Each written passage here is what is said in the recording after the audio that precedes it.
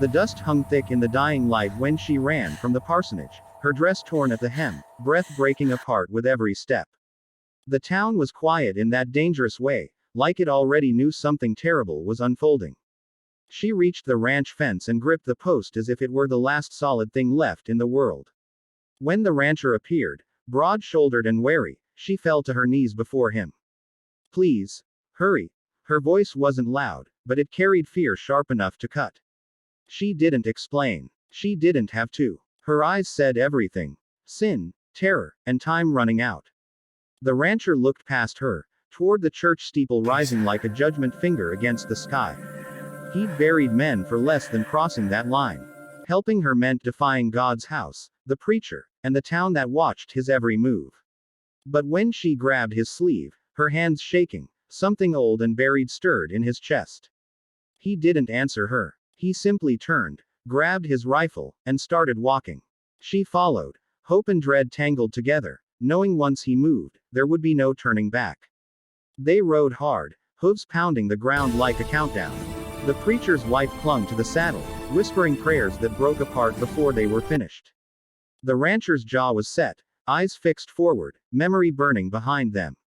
He remembered the preacher's sermons about mercy, about righteousness, about how God watched every step. Funny how none of that mattered when screams filled a locked room. As they neared the church, the smell of blood reached them before the sound did. A lantern flickered inside, shadows jumping wildly against the walls. She tried to dismount but stumbled, and he caught her without thinking. For a moment, the town vanished. There was only her shaking body and the truth sitting heavy between them. He's inside, she said, barely audible. The rancher kicked the church door open, wood cracking under his boot. What he saw stopped him cold. A man beaten near to death, chained like an animal. The preacher stood over him, Bible in one hand, rage in his eyes. This wasn't salvation. This was cruelty dressed as faith.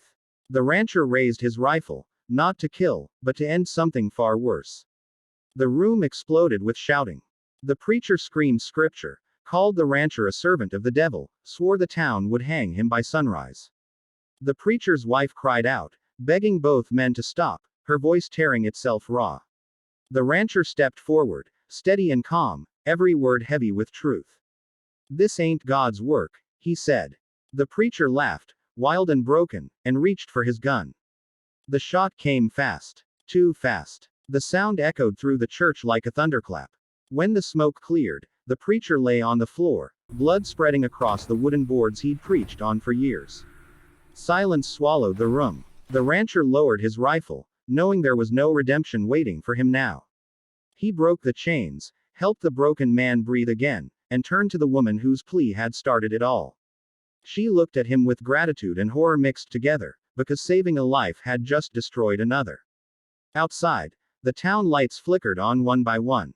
Judgment was coming, and everyone knew it. By morning, the truth had spread faster than fire. Some called the rancher a murderer.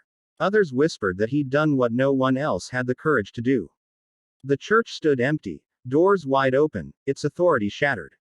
The preacher's wife packed her things in silence, eyes hollow but clear for the first time in years. She found the rancher at the edge of town, horse saddled, ready to leave before the rope found his neck. She didn't ask him to stay. She simply said thank you, tears cutting clean lines through the dust on her face. You changed everything, she whispered. He nodded, knowing change always comes with a price. As he rode away, the town was forced to look at itself, at the violence hidden behind holy words, at the lies they'd chosen not to see. The rancher became a story, then a warning, then a legend. But for one woman and one saved soul, he was something else entirely. He was the man who heard, please, hurry, and chose humanity over fear, even when it cost him everything.